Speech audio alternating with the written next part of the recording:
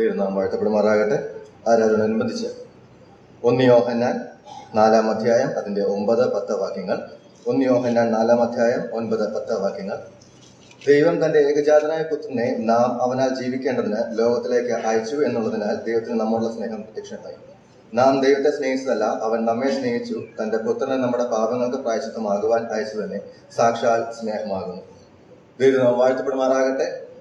നമുക്ക് ഈ 2 വാക്യങ്ങളിലൂടെ കാണുമ്പോഴും അതിനകത്ത് എടുത്തു പറയുന്ന 2 കാര്യങ്ങളുണ്ട്. ആ സ്നേഹത്തെക്കുറിച്ചാണ് നമുക്കിവിടെ ഈ വാക്യത്തില് എടുത്തു പറയുന്ന 2 കാര്യങ്ങൾ. ദൈവം തന്റെ ഏകജാതനായ പുത്രനെ നാം അവനാൽ ജീവിക്കേണ്ടതിന് ലോകത്തിലേക്ക് അയച്ചു എന്നുള്ളതിനാൽ ദൈവത്തിന് നമ്മളുടെ സ്നേഹം പ്രത്യക്ഷമായി. നാം ദൈവത്തെ സ്നേഹിച്ചതല്ല, അവൻ നമ്മെ സ്നേഹിച്ചു, തന്റെ പുത്രനെ നമ്മുടെ പാപങ്ങൾക്ക് പ്രായശ്ചിത്തമാകുവാൻ അയച്ചത് തന്നെ സാക്ഷാൽ സ്നേഹമാകും. പ്രിയ ദൈവജനമേ, നമ്മൾ ആലോചിച്ച് നോക്കുകയാണെങ്കിൽ ഇന്ന് ദൈവത്തിന്റെ സന്നിധിയോട് നമുക്ക് അടുത്തിരുന്നുകൊണ്ട് അവനെ ആരാധിക്കാനും മഹത്വപ്പെടുത്താനും നമുക്ക് തന്ന ആ മഹാഭാഗ്യത്തെ ഓർത്ത് നമുക്ക് സ്തുതിക്കാം. അതിനായിട്ട് അവൻ നമുക്ക് വേണ്ടി ഒരുക്കിയത് ആ നിത്യമായ സ്നേഹമാണ് എന്ന് നമുക്കിവിടെ കാണുവാനായിട്ട് കഴിയുന്നത്. സ്വന്തം പുത്രനെ, നമ്മൾ ആദ്യത്തെ വാക്യത്തിൽ 9-ാമത്തെ വാക്യത്തിൽ വായിക്കുന്നു, സ്വന്തം പുത്രനെ തന്നുകൊണ്ട് നമ്മെ സ്നേഹിച്ച ആ നിത്യ സ്നേഹത്തെയാണ് നമുക്ക് ഈ വാക്യത്തിലൂടെ കാണുവാനായിട്ട് കഴിയുന്നത്. സ്വന്തം പുത്രനെ ആരെങ്കിലും തന്നുകൊണ്ട് നമ്മെ ആരെങ്കിലും സ്നേഹിക്കുമോ? ഇല്ല. മറിച്ച് ദൈവം സ്വന്തം പുത്രനെ ആ കാൽക്രൂശിൽ എറിഞ്ഞുകൊണ്ട് ആർക്ക് വേണ്ടി? നമുക്ക് ഓരോരുത്തർക്കും വേണ്ടി. എന്തായിരുന്നു നമ്മുടെ യോഗ്യത? നമുക്ക് വേണ്ടി സ്വന്തം പുത്രനെ തന്നുകൊണ്ട് നമ്മെ സ്നേഹിക്കുന്നതിന് വേണ്ടി നമുക്ക് എന്ത് യോഗ്യതയായിരുന്നു നമുക്കുണ്ടായിരുന്നത്? അല്ലെങ്കിൽ എന്ത് ഭാഗ്യപദവിയായിരുന്നു നമുക്ക് കണക്കിടാനായിട്ടുണ്ടായിരുന്നത്? ഒരു ഭാഗ്യപദവിയോ അല്ലെങ്കിൽ ഒരു യോഗ്യതയും നമുക്ക് ഇല്ലാത്തവരായിരുന്നു. പാളയത്തിന് പുറത്ത് ആ അശുദ്ധന്മാരുടെ കൂട്ടത്തില് എണ്ണപ്പെട്ടവരായിരുന്ന നമ്മെ ഓരോരുത്തരെയും കർത്താവായ യേശുക്രിസ്തു സ്നേഹിച്ചു എന്നുള്ളത് നമുക്കിവിടെ കാണുവാനായിട്ട് കഴിയുന്നുണ്ട്.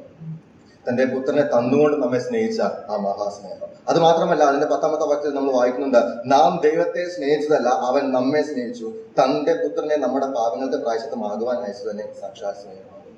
നാം ഓരോരുത്തരും ദൈവത്തെ സ്നേഹിച്ചതായിരുന്നില്ല, മറിച്ച് ദൈവം നമ്മെ സ്നേഹിച്ചു. ആ മഹാസ്നേഹത്തെയാണ് നമുക്ക് ഇവിടെ കാണുവാനായിട്ട് കഴിയുന്നത്. ദൈവത്തെ സ്നേഹിച്ചാൽ അവൻ നമ്മെ സ്നേഹിച്ച തന്റെ പുത്രനെ നമ്മുടെ പാപങ്ങൾക്ക് പ്രായശ്ചിത്തമാകുവാൻ അയച്ചു തന്നെ സാക്ഷാൽ സ്നേഹമാകുന്നു എന്നാണ് നമുക്കിവിടെ കാണുവാനായിട്ട് കഴിയുന്നത്.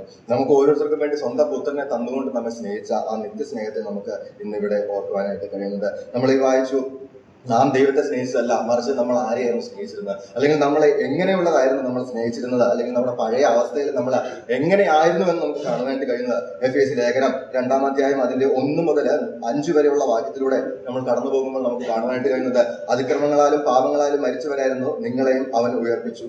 അവയിൽ നിങ്ങൾ മുമ്പേ ഈ ലോകത്തിന്റെ കാലഗതിയെയും ആകാശത്തിലെ അധികാരത്തിനും അനുസരണക്കേടിന്റെ മക്കളിൽ ഇപ്പോൾ വ്യാപരിക്കുന്ന ആത്മാവിനും അധിപതിയായവനും അനുസരിച്ച് നടന്നിരുന്നു. അവരുടെ ഇടയിൽ നാം എല്ലാവരും മുമ്പേ നമ്മുടെ ജഡമോഹങ്ങളിൽ നടന്ന് ജഡത്തിനും മനോവികാരങ്ങൾക്കും ഇഷ്ടമായത് ചെയ്തുകൊണ്ട് മറ്റുള്ളവരെ പോലെ പ്രകൃതിയാൽ കോപത്തിന്റെ മക്കളായിരുന്നു. കരുണാസമ്പന്നനായ ദൈവമോ നമ്മെ സ്നേഹിച്ച മഹാസ്നേഹ നിമിത്തം അതിക്രമങ്ങളാൽ മരിച്ചവരായിരുന്നു നമ്മെ ക്രിസ്തുവിനോടുകൂടെ ജീവിക്കുകയും ചെയ്തു. ഈ മുമ്പോട്ടുള്ള വാക്യങ്ങൾ നമ്മൾ വായിച്ചു നോക്കുകയാണെങ്കിൽ നമ്മുടെ അവസ്ഥ, അല്ലെങ്കിൽ നമ്മൾ എങ്ങനെയുള്ളവരായിരുന്നു, അല്ലെങ്കിൽ ഏത് രീതിയിൽ നമ്മൾ സ്നേഹിച്ചവരായിരുന്നു, അല്ലെങ്കിൽ ഈ ലോകത്തെ സ്നേഹിച്ച് ഈ ലോകത്തിന്റെ മോഹങ്ങൾക്ക് വേണ്ടി നടന്നിരുന്ന ഒരു അവസ്ഥയുണ്ടായിരുന്നു എന്ന് നമുക്ക് ഇവിടെ കാണാനായിട്ട് കഴിയുന്നുണ്ട്. അതിന്റെ 1-ാമത്തെ വാക്യത്തിൽ നമ്മൾ വായിക്കുന്നു, അതിക്രമങ്ങളാലും പാപങ്ങളാലും മരിച്ചവരായിരുന്നു. നമ്മൾ ഏത് അവസ്ഥയിൽ ആയിരുന്നു കൊണ്ടായിരുന്നു നമ്മൾ അങ്ങനെ മരിച്ച ആ അവസ്ഥയിൽ?